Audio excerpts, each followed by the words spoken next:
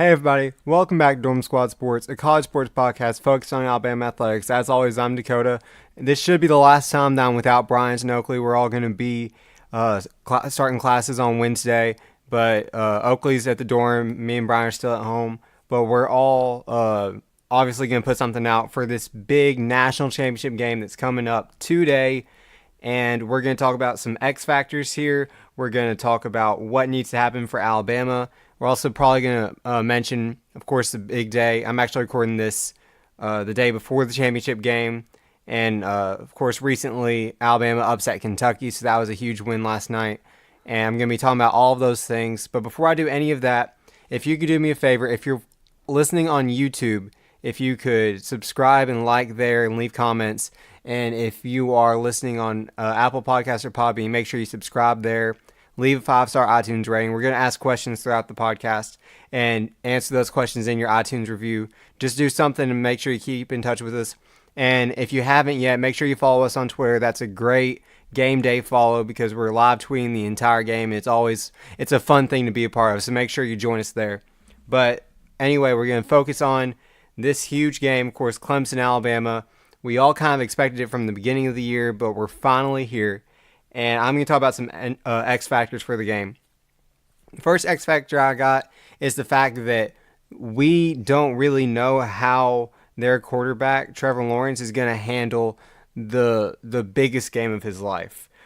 There's a stat where the only teams who have had an experienced quarterback every time they win, for example, like I'm wording it wrong, but when Alabama won this last year, we had an experienced quarterback, and the year before when Clemson went, they had the experienced quarterback. Anytime an experienced quarterback has played in a rematch or going back to the national championship game, they win. It's really hard for a guy who doesn't have that experience to win. Of course, Tua did what he did last year, but we got there because of Jalen Hurts. And the year before that, Sean Watson had that bad taste in his mouth from the losing the championship the year before. But I think it's going to be really huge to see if he can make a few plays early and kind of get settled down. It's going to be a little bit tougher. But if we can get in his head, get an early sack like we did against Kyler Murray and start out strong, that's going to be huge for us. So we really need to, if you're an Alabama fan, you need to be watching to make sure that we're doing the right things to keep him in his head a little bit. And hopefully the stage will get to him a little bit more. Of course, he has plenty of talent around him. He doesn't have to win the game by himself, but he definitely has to have a really good game. And that's going to be a big turning point that we'll be able to see early on. Another thing, their defensive line versus our offensive line. Of course, the battle in trenches on both sides is going to be really tough. But the biggest thing is with Dexter Lawrence being out for Clemson, they are going to be really, I wouldn't say stretched thin because they're probably one of the deepest D-line cores in the country. But what he does is he allows people to have to double team him, which lets guys like Christian Wilkins, Austin Bryant, and Cleveland Ferrell, lets them have single matchups, and then they get off their blocks and they win those matchups. But the fact that we don't have to double team his replacement, that gives us more opportunities to, scheme better with the other guys. And, of course, with Coach Saban knowing this, it's not an injury, but knowing the suspension's been there, he's certainly been planning around this. So it will be really interesting to see how we stop them up front. We have to be able to get the run game going. And I think Deontay Brown being out for Alabama is going to be really tough for us for the run game. I'm not sure how we're going to move to the left guard. Of course, Lester Cotton is our regular starter. I read somewhere that Matt Womack was getting some starters reps in at guard. I don't know if it was left or right guard. We might see some movement on that offensive line. But no matter what we do, we got to be able to dominate that first line of attack with that offensive line. And we've been able to do it with most teams in the season. However, the teams that have given Alabama, I wouldn't say trouble, but the teams that have played us the best have had dominant defensive lines, or at the very least, dominant defensive linemen. And that's really, for example, Mississippi State, that was probably the best example I can give you with Montez Sweat. He just tore us up, and Tua had a rough game there. So hopefully we'll be able to just, go and hit him in the mouth early on the line. But we're just going to have to wait and see there. It'll be interesting to see, like I said, how we scheme around it. And of course, one thing that Tua doesn't get enough credit for is being able to call out stuff. So if it's, an outside blitz or something, he'll likely be able to pick that up and be able to make the play there and know where to get the ball out and when to get it there. But when it's defensive linemen that they're just coming every single play, that really makes it tough to see to stop, just because they're just getting beat and you just don't have time to make those plays. Of course, we'll have plenty of stuff in our arsenal to get the ball out quick to our speedy guys, but we'll just have to see what happens there. Okay, and another thing with it is just handling pressure, but our defensive line versus their offensive line, when you flip the battle of the trenches, we need to be able to get pressure on them. So the way we've been able to handle most teams is by getting a lot of coverage sacks. That's a sack where you're not blitzing, you're just sending your 3 or 4 guys you always send, put everyone else out in coverage, and you're still getting sacks. That gives you the benefit of having more guys in coverage, which we're definitely going to need against this receiving core. But you also are getting the pressure just from that D-line. Of course, it starts with Quinnen Williams. That guy is an absolute monster. We've been talking about him most of the season. And he's going to need to have one of those big games. I will say, although our defensive line is pretty comparable to theirs, you can debate which one's better. I think our offensive line is undoubtedly better than their offensive line.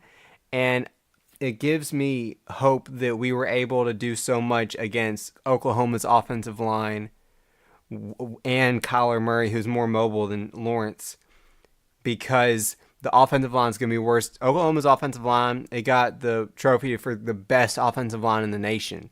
So the fact that we were able to do so much there, especially with Quinnen Williams in the middle, and then get to a more mobile quarterback and just pressure him and frustrate him, that stuff matters. And when we were able to do that against Oklahoma, that should be able to translate to Clemson.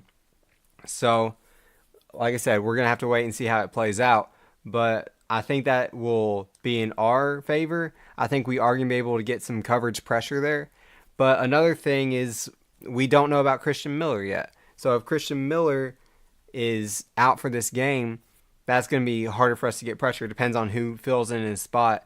We've seen some people move to outside linebacker, like Dylan Moses. We've seen him move in practice. I don't know if that's going to stick or if that's just a momentary thing. We saw Jamie Mosley step in for him. A lot of people are expecting Ayabi Anoma to play in this game and step up. However, I'm not really sure if that's going to happen. And that's just more speculation than anything else. We have a lot of guys, but when it's the biggest game of your entire life, you have to be able to, bring your absolute best. So you really can't roll the dice unless you know it's going to work.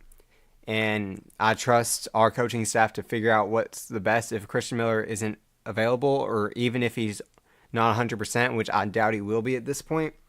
But we just don't know. Of course, he's listed as questionable, and we're just going to have to, hope for the best, wait and see. But that's going to be a tough one to watch. If Christian Miller doesn't play, I think whoever subs in his place, if that guy's able to get some pressures off the line, then that's going to be huge for us. Or even if he's dropping back in coverage and we're just pressuring with 3, depending on how we scheme it.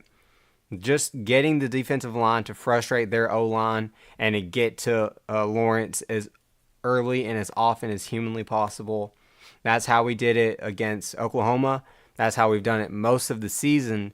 But we're going to have to be on another level to stop Lawrence, because I will say, even though he is a freshman, he's definitely one of the best quarterbacks in the nation.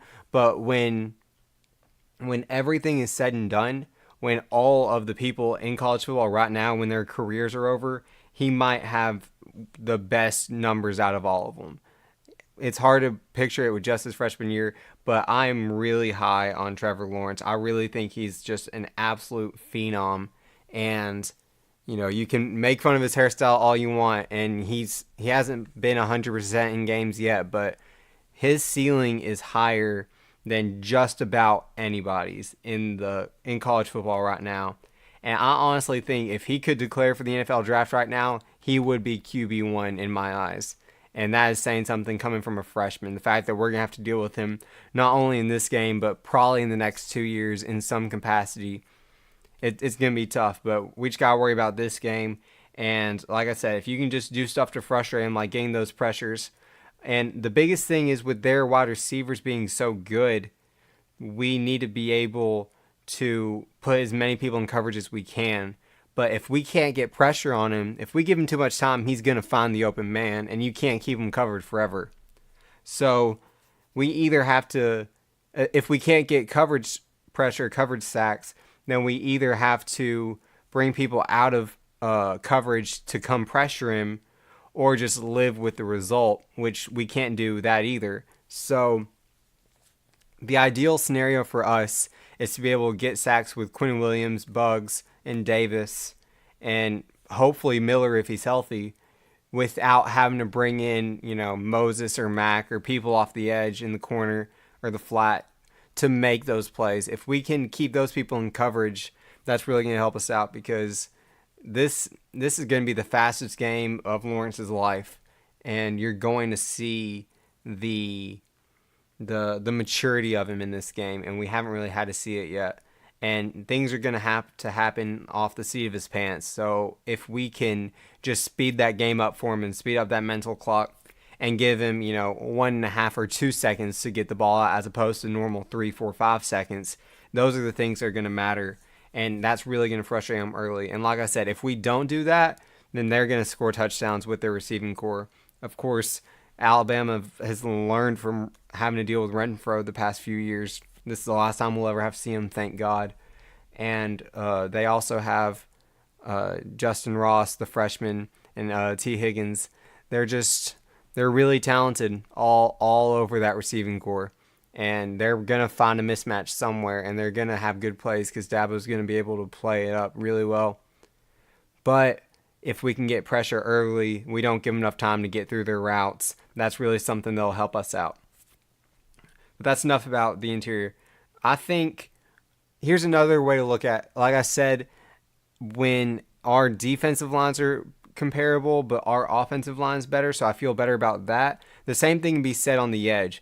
I believe that the wide receivers on each team are pretty comparable. Of course, we might have the best receiving core in the nation, but Clemson has a lot of guys who are going to go, make money on Sundays, and they're relatively comparable. Of course, I think we have more depth, but you don't really need depth for one game. You just need to make plays for 60 minutes. So if there's not an injury, that doesn't matter as much, as long as someone's balling out, which there will be. But that being said, I like our secondary a lot more than I like Clemson's secondary. I think that Clemson has gotten exposed, especially when they've had to face other SEC quarterbacks, for example. Like they had to face Jake Bentley and Kellen Mond this year. Both of them just absolutely tore up that secondary, and they have nothing on what Tua can do. And I believe Tua is going to be completely healthy. There's no reason to believe he won't be at this point if he was able to play all the Oklahoma game, unless something happens in the game. And even if not, Jalen's going to be able to bring up a changeup every now and then with his running ability if he gets in. But anyway, I think that, it's pretty comparable, our receivers versus their receivers. What you can't compare and be pretty close is who has the edge when you line up against each other. And I think I like to put our receivers against their DBs and our DBs against their receivers. I think we win that battle more, especially when you think about who's going to be throwing on the ball. I mean, if you have, any space whatsoever, Tua is going to get you that ball. And we're just going to have to see what happens. But it'll be really good to see for us if we can make it happen. And our receivers getting open, especially if we can do it early. Another thing about this game is just going to be setting that tone early, but we're going to have to wait and see. Another big X factor, and this is what gives Alabama the edge in literally any possible game you can fathom in college football, and that's the coaching battle. I think Dabo Swinney is right now the second best college football head coach, but we got the best, and we're always going to have the best as long as Nick Saban is on the sideline. And as soon as he goes off the sideline, Dabo is going to be coming to Alabama anyways. But I think that if you give them each coach the same amount of time, Nick Saban's going to be able to just do more. And that's not a knock on Dabo. All of these things are picking hair so much. You're picking the literally like who is the best in the nation and who is the second best in the nation. We're not talking about we were with Oklahoma with this gaping hole in their defense or anything. Clemson is great at everything, and Alabama is great at everything. We're just a little bit greater here and there, and I think that's what's going to matter. And I think that's what's going to help with Nick Saban. If something's going wrong, Nick Saban's going to be able to make that adjustment. He's proven that in championship games before. And we'll just have to see. And then two more X factors. The ability to establish a solid run game is absolutely crucial in this game because we need to be able to keep them off their toes and have them stack the box so we can further exploit the secondary. If they're worrying more about the edge and we can't get Jacobs, Najee, or Damian to get those attempts and get those yards, then it's going to be a really long day, and we're going to have to just put the entire game onto his shoulders, which he can do it, but that's not ideal at all. What the ideal scenario for Alabama is if at least one of our running backs, more likely than not either Jacobs or Najee Harris, to just absolutely destroy them on offense and just eat them up every single time like Jacobs did in the Oklahoma game or like Najee Harris did in last year's national championship game. So either way, you're going to have some running back just make play after play, get 5 or 6, 7 yards a carry, and occasionally bust one out for a 20, 30-yard gain. If we can get that done, keep them honest in the linebackers stacking the box, and open up those passing lanes on the edge, then I think we got them beat. Of course, that's easier said than done because a big thing about stopping a run game is how good is your D-line, and Clemson has one of the best, if not the best D-lines in the country. So we'll just have to wait and see how it works out. But I'm going to be looking forward to that, and I like our advantage there just because Jacobs is absolutely peaking right now, and this is probably going to be his last game in Alabama uniform. So I'm glad he's peaking. And Najee hasn't peaked yet, but he's proven that if you need yards, he will get them for you. Just look at any time he's played in a clutch game, whether it's the games this year or the national championship last year. That was pretty much going pretty cold because he didn't get a lot of looks during the season, and he hasn't gotten that many this year. But when he's out there, he will make a play. And that actually transitions to the final X factor of this game, and it's who can make a big play. So if you look a few years ago, the first game, Kenyon Drake scoring the kickoff return touchdown, and us recovering the onside kick. If we don't make either of those two plays, we lose that game, plain and simple. That's two plays that won the game for us. Now, you look at the year we lost, there's a few things that you could have done here and there, but the big thing is obviously like the last offensive play for Clemson where they scored the touchdown on the illegal pick. If that play doesn't happen or if we get stopped there, we might win that game. If we can force one turnover, we win the game. It's a one-possession game at the end of the game. Those types of environments, one play makes the difference. And even though the last time we beat them, I believe it was 24-6 or 24-7, you had such a big lead in terms of points, but when you look at the game, it was so close. If we don't get the pick six by Mack Wilson, and if we don't get that turnover by Deron Payne and score that touchdown with him, we lose. I wouldn't say we lose the game, but we're back to a one possession game. So you can pick out one or two plays every time we play Clemson, and that determines who wins, who makes those plays. And so when you ask yourself who's going to make those plays, it could be Jalen Waddle on a punt return. It could be Jacobs on a kickoff return. It could be Ross or Higgins for Clemson busting out the huge play with the deep ball. It could be, Devontae Smith or Judy or Ruggs on our team. Like, there's so many playmakers that this might just be an absolute shootout anyways, and it'll just be whoever has the ball last. But when you want to figure out who is going to make that last play, you can just pretty much point to a name on the depth chart and you will find someone who can make it happen.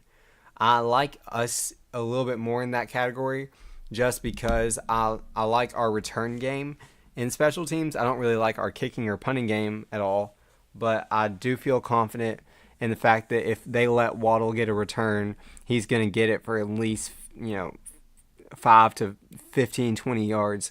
And if Jacobs takes one out of the end zone, he's proven already that he can score touchdowns there. And so those are things that, in a big game, you guys step up, and you can't ask for much more than the way Alabama stepped up at least 2 of the past 3 years. So it'll be interesting, and I'm really looking forward to watching it. I'm trying not to get too stressed about it, but we'll just have to wait and see. And also, once we get back to a normal routine, we're definitely going to be talking more about this season in review. But a question I have for y'all, if you could leave it in an iTunes review, or even just message me on Twitter at Dorm Squad Sports, or just leave a comment if you're watching this on YouTube. If you could let me know, would you like us to transition more to an Alabama basketball podcast during basketball season, or would you like us to stick with football and stick with the NFL draft and the recruiting trail and spring training? Because there's so much to talk about either way. Or we could even open up to, baseball, softball, gymnastics, all the other sports, because Alabama's great at all of it. We can try to combine it all. But we're really here to make sure we're doing what y'all want us to do. And whatever that is, we'll make it happen. So make sure y'all are letting us know what type of stuff you want to be listening to, because that's what we're going to put out at the end of the day. All right, one last thing before we wrap it up. I'm going to talk about the Alabama-Kentucky game real quick. Just some things that I noticed while watching the game. I had a family event. I wasn't able to be in attendance. But I think what it really proved is, first off, how hard it is to win on the road in SEC games. But most importantly, what can happen when Coleman Coliseum gets loud. Calipari said he wasn't expecting that hostile of an environment. But you could tell, even on TV, just how crazy that crowd was. And that's something that has to happen in all of our big games this year. But one issue that I have is with Alabama basketball is we still don't have that guy. Last year we had to make a shot to win the game, and Colin Sexton, every person knew Colin Sexton was getting that ball, and he made the shot. But every big win we've had this year, we change who the big player is. For example, we've had Alex Reese do it in one game. We had Tevin Mack do it against Kentucky. Of course, Kyra Lewis is always getting enough points, and sometimes he's really balled out. We had Dante Hall do it earlier in the year. We've had Riley Norris do it against SF Austin. And sooner or later, John Petty's going to do it, or Dazon, or literally anybody. But you need to have that guy, and I just don't think we have that guy right now. And it'll be interesting to see what happens as the year progresses and we get more into conference play. But the one thing that Alabama fans in basketball need to be focusing on is, does Alabama have that guy? And of course, it's a lot to put on Kyra Lewis's shoulders, but I think he has to be the guy. He is averaging the most in points right now, and also he's a point guard, so he's trying to facilitate the offense as well. He's not getting enough shots at the free throw line, which should progress as he becomes to be more comfortable attacking in the paint. But it's still a long season ahead. But there's plenty of stuff to look forward to with Alabama basketball.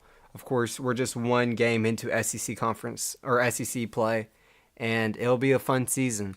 And after that win, I'm more confident that Alabama has a chance to make the tournament. Before we went on this 5-game win streak, I was a little nervous, honestly. But everything seems to be pointing in the right direction for Alabama basketball. And it's been pointing in the right direction for Alabama football. Also, a shout out to women's basketball. They had a loss today against South Carolina. But South Carolina is one of the best teams in the country. And the women fought tooth and nail to the last play, and they almost won it. So congratulations for them on a hard-fought game, even though it turned out in a loss. I know Alabama's not about moral victories, but there's a lot of good things you could take from that game moving forward. But anyway, I think that's enough for this podcast. Make sure, again, if you could just subscribe wherever you're listening to this, subscribe, follow us on Twitter. Just keep in touch with us. We love it when you ask us questions or send us stuff, or just, even if you're just liking or retweeting our posts on Twitter, when we say, dumb jokes about Alabama, like whatever you want to do, just make sure you keep in touch with us. We love it when you get involved. And with all that being said, it's been a while since I've been able to say this, but make sure you have a happy week, and most importantly, have a happy game day. Thank you all so much for listening, and roll Tide.